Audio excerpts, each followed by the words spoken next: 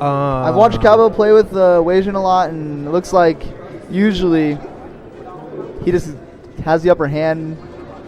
This matchup's always really interesting to watch because a lot of Marths that you talk to, really pretty much at any level, they don't like it. And even given that, you know, this Marth against like a fast faller, I think a lot of Marths struggle in neutral in particular because it's really easy so fast. Yeah, and it's easy to underestimate Falcon's effective range, but Falcon covers a huge amount of space like that. He covered so much space with that down smash. And even with movement as good as Marth's, it's really easy to get clipped by like the end of a nair, which can lead to which can lead to grab combos. But Cowbell has a really good dash dance game. He's played a lot of Falcon, so he generally knows. Yeah, he knows exactly what Wasian's looking for. And usually Falcons are looking for that. They're looking for like to kind of clip people at the back end of their movement with nair, get grab conversions off of that. And Marth is great combo weight to do, just kind of get bullied by up airs and things like that. Yeah, I think that the biggest thing is Cowbell slows down Wasian from moving. He's really good at like walling out his approaches. Because the thing about it is, if you space correctly, you can actually react to pretty much every aerial approach Falcon does, and especially with a character like Marth, as well as, and Nick is very good at this, getting forward throw tech chases off of that. Whereas kind of Falcon kind of wants to get Marth to swing, especially like jump if he can, because once Falcon gets Marth off his feet, the matchup gets a lot easier for him. Oh, he made it back. That was an excellent recovery. Yeah, I didn't think he was going to make it back there. I think neither did that is Falcon privilege right there, folks. I always wanted to say that. Wasian tells me all the time that people go out and think they can just get free hits on Captain Falcon because he doesn't have a great recovery. He says he's trying to save his jumps and use knees to stop people from doing that. I've seen a lot of Falcons do this a lot more, like kneeing to return to stage, because it actually is a great hitbox to put out. At the very least, you're going to trade.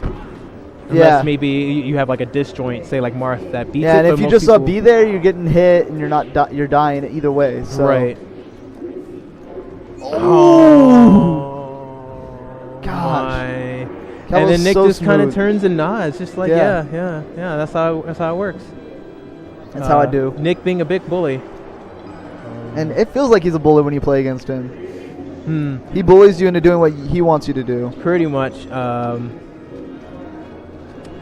What do you think Wasian needs to do to turn the tide in this game? I was just thinking about that. I think he would benefit from maybe like more of a whiz rope approach to where he's utilizing his dash dance a little bit more, again, to get Marth to swing, and also using like nair defensively to protect himself as opposed to offensively to like directly attack Marth.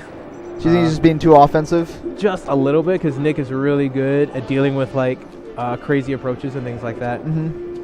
That's generally what he's looking for. Like that's the type of Falcon that many people are most familiar with fighting, and at this point, I don't think Wasian's punish game is quite on par with Nick, so he really can't afford to make mistakes in neutral.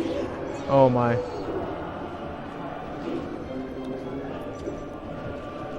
I think he needs to get a little more off of his invincibility too. Like right there, he got him, but then didn't do anything after it.